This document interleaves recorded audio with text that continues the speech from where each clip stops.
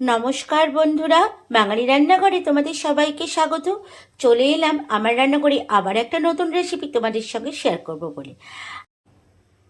তো আমার রান্নাঘরে আজকে আমি বানাচ্ছি ছানার ডালনা। ছানার ডালনার জন্য এখানে আমি 3টে পটল এরকম ডুবু ডুবু করে কেটে নিয়েছি, আর আলুও নিয়েছি আমি এখানে 3টে ডুবু ডুবু করে কেটে নিয়েছি। আর এখানে আমি 100 গ্রাম মতো ছানা নিয়েছি। ছানাটাকে ভালো করে এখন আমি সামান্য একটুখানি বেসন দিব। বেসন দিয়ে আর হালকা সামান্য লবণ দিয়ে ছানাটাকে ভালো করে মাখবো। ছানাটার মধ্যে একটু বেসন দিলে ছানার বড়াটা কিন্তু বেশ ভালো জমাট বাঁধে, আর বড়াটা ভেঙে যাওয়ারও সম্ভাবনা থাকে না।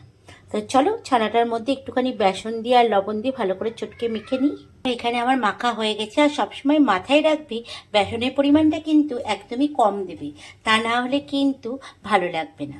এবার আমি কড়াইয়ের মধ্যে সর্ষের তেল দেব, আর ছানাগুলোকে একটা বলের মতো করে শেপ দিয়ে বড়াগুলোকে ভেজে নেব। তো এখানে আমি সর্ষের তেল দিয়ে দিচ্ছি। এবার ছানার বড়াগুলোকে ভেজে নেব। তো বড়াগুলো ভাজবার সময় গ্যাসের আঁচটা কিন্তু একদম কম করে দেবে, তা না হলে কিন্তু ছানাগুলো পুড়ে যাবে।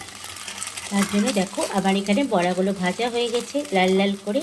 এবার আমি বাদবাকি যে বড়াগুলো আছে সেগুলো ভেজে নেব। তো বড়াগুলো এখানে ভাজা হয়ে গেছে। এবার আমি প্রথমে পটলগুলোকে একটু লাল লাল করে ভেজে নেব। তো পটলগুলো এখানে আমার লাল লাল করে ভাজা হয়ে গেছে। এবার পটলগুলোকে আমি তুলে নেব। এবার ওই তেলেই আমি আলুগুলোকে একটুখানি লাল লাল করে ভেজে নেব। তো এখানে আমার আলুগুলো ভাজা হয়ে গেছে। এবার আলুগুলোকে তুলে নেব। দিয়ে যে মশলাটা বেটে রেখেছিলাম সেই মশলাটা ভালো করে তেলের মধ্যে কষাবো।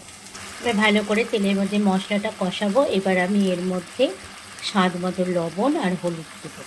তো আমি এর মধ্যে স্বাদ মতো লবণ দিলাম, হলুদ দিলাম। এবার সব একসঙ্গে ভালো করে মিশাবো। এবার ভেজে রাখা সবজিগুলো পটল আর আলু আমি এর মধ্যে দিয়ে মশলার সঙ্গে পটল আর আলুটাকে একটু ভালো করে কষাবো। পটল আর আলুটাকে ভালো মতো কষিয়ে নেব এবার মশলার সঙ্গে। তো আমার পটলের সঙ্গে আলু ভালো মতো কষানো হয়ে গেছে। এবার আমি এখানে জল দেব। জল দিয়ে খানিকক্ষণ ঢাকা দেবো আলুটার পটলটা সিদ্ধ হওয়ার জন্য।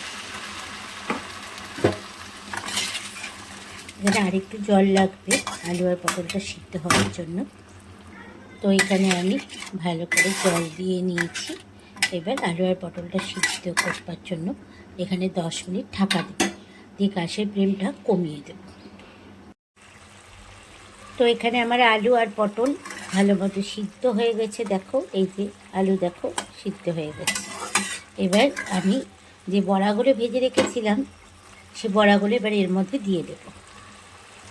বড়াগুলো দিয়ে একটু ঝোলের মধ্যে বড়াগুলোকে ডুবিয়ে দেব।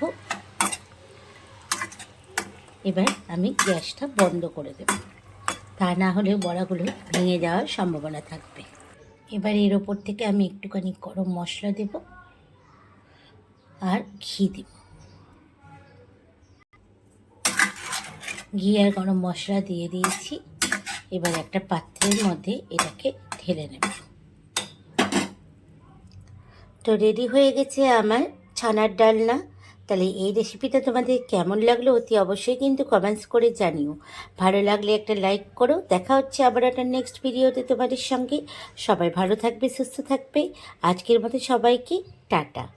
আর তোমরাও বন্ধুরা এরকম বাড়িতে বানিয়ে ছানার ডালনা করে খাও। আর আমাকে কিন্তু অতি অবশ্যই কমেন্টস করে জানাতে ভুলো না যেন যে তোমাদের রান্নাটা কেমন লাগলো। তাহলে আর কথা না বাড়িয়ে আজকের মতো সবাইকে টাটা।